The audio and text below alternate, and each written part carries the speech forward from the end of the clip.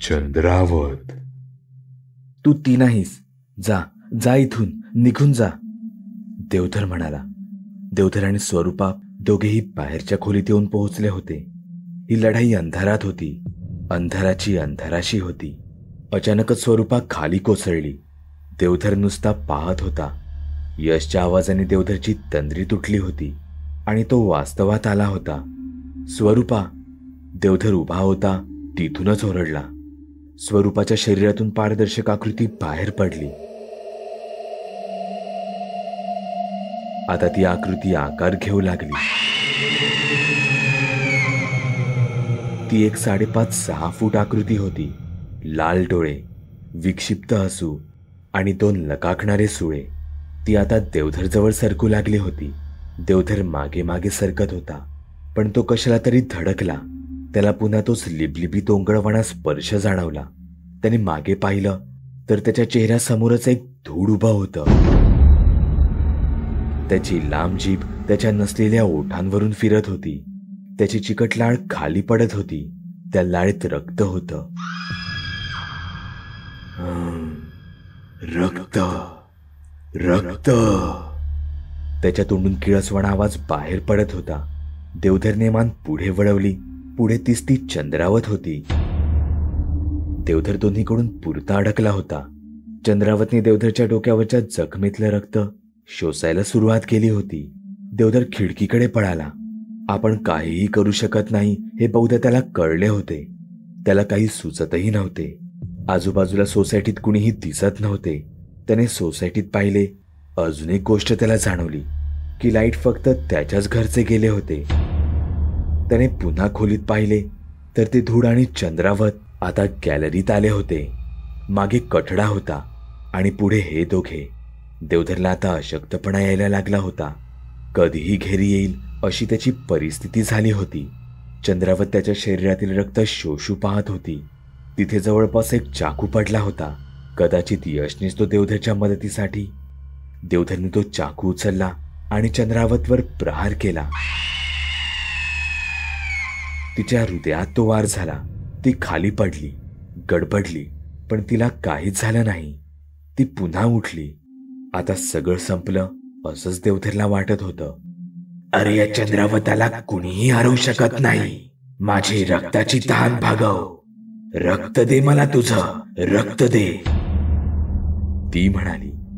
अंधाऱ्या रात्री इथे हा तांडव सुरू होता. देवधर, त्या चाकूने तिच्या शरीराचे तुकडे कर. ते तुकडे जिवंत होण्याआधी गोळा कर आणि त्या गुहेत नेऊन जाळून टाक. एक अस्फुट परिचित आवाज देवधरला ऐकू आला. तो यशचा आवाज होता. आता चंद्रावत जवळ येत होती. हीच योग्य वेळ आहे, नाहीतर आपला अंत निश्चित आहे. देवधरला वाटून गेलं. आता देवधर आणि चंद्रावत मध्ये अर्ध्या फुटाचं अंतर होतं. देवधरने शिताफीने एक वार केला.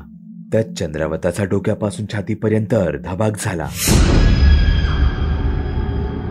दुसरा वार देवधरने केला. त्यात छातीपासून गुडघ्यापर्यंत एक भाग झाला. ते 3ही भाग देवधरने एका पोत्यात भरले आणि गाडीची चावी घेऊन निघाला. ते पोतं त्याने त्याच्या समोरच ठेवलं होतं. त्याच्या मागावर ते रक्तपिशाच्य सुद्धा निघालं. देवधरला ते रक्तपिशाच्य अडथळे निर्माण करत होतं, पण देवधर गाडी पुढे रेटत होता. मध्येच देवधरला गाडीच्या मागच्या सीटवर स्वरूपा दिसत होती. ती रडत होती, विव्हळत होती आणि नाहीशी होत होती. आता त्या पोत्यात हालचाल व्हायला सुरुवात झाली होती. त्याआधी देवधरला त्या गुहेकडे पोहोचायचं होतं. मध्ये स्पीड ब्रेकर येऊन देवधरचा छोटा ऍक्सिडेंटही झाला होता, पण त्याकडे लक्ष न देता देवधर पुन्हा गाडी पळवू लागला होता. रस्त्याला रहदारी नव्हती. देवधर आता खूप जवळ पोहोचला होता. तो तिथे आला आणि थेट आत जाऊ लागला. अरे साहब, कहाँ जा रहे हो? बोला ना, अंदर कुछ नहीं, फिर से पी के आए हो क्या? तोच वॉचमन म्हणाला. मला अडवू नकोस, जाऊ दे मला, सोड, जा, तूही जा, देवधर म्हणाला. वॉचमन देवधरला अडवत होता. देवधरने त्याला धक्का दिला आणि पुढे पळाला. त्या पोत्यातली हालचाल आता वेगाने वाढली होती. कोणत्याही क्षणी काहीही होईल अशी परिस्थिती होती. देवधरने ते पोतं झपाट्याने त्या स्मशानात टाकलं. तशी तिथे एक गुहा दिसू लागली. देवधरने सोबत आणलेलं रॉकेल त्या पोत्यावर टाकलं आणि गाडी ओढून बाजूला सरला. हवेमुळे गाडी पेटत नव्हती. पण देवधरने ती कशी बशी पेटवली आणि तो बाजूला सरला. तो तिथला वॉचमनही त्या गुहेत लुप्त झाला. अखेर तिथून ती गुहाच नाहीशी झाली. एक प्रखर प्रकाश त्या जागी पडला आणि पुन्हा सगळं पूर्ववत झालं. त्या जागेवरचं बरंच ओझं कमी झाल्यासारखं वाटत होतं. देवधर तिथेच बेशुद्ध पडला. उठला तेव्हा सोनेरी सूर्यकिरण डोळ्यावर येत होती आणि तो एका अनोळखी खोलीत होता. डॉक्टर, पेशंटला शुद्ध आलीये, एक नर्स सांगून गेली. तो हॉस्पिटलमध्ये होता. एका भल्या माणसाने त्याला दवाखान्यात दाखल केलं होतं. त्याला रक्त चढवण्यात आलं होतं. काय, कसं वाटतंय आता? डॉक्टरांनी विचारलं. हां, बरं वाटतंय आता, देवधर मोजक्या शब्दात म्हणाला. देवधरचे बॉस त्याला भेटायला आले होते. काय, कसं वाटतंय देवधर? अरे, एवढा मोठा अपघात झाला आणि सांगितलंही नाही साधं. बॉस रक्ताच्या पिशवीकडे पाहत म्हणाले. देवधर फक्त हसला. आता एक काम कर, जरा गावी जाऊन ये. बरा झालास की मगच ये बँकेत. पैशाची काळजी करू नकोस, बॉस म्हणाले. बस, आता काही बोलू नकोस. मी चांगलाच आहे, माहितीये मला. आराम कर, बॉस मिश्किलीने बोलून निघून गेले. देवधरला आता भरून आलं होतं. आपण या सगळ्यांतून वाचलोय यावर देवधरला विश्वासच बसत नव्हता. यशला न्याय मिळाला, देवधर म्हणाला आणि डोळे मिटून शांत पडला. देवधर, आता माझं काम संपलं. तू मला न्याय मिळवून दिलास. आता मी माझ्या जगात जायला मोकळा. आईना जास्त ताण देऊ नकोस. येतो मी. देवधर दचकून उठून बसला. यश? त्याला रडू फुटलं.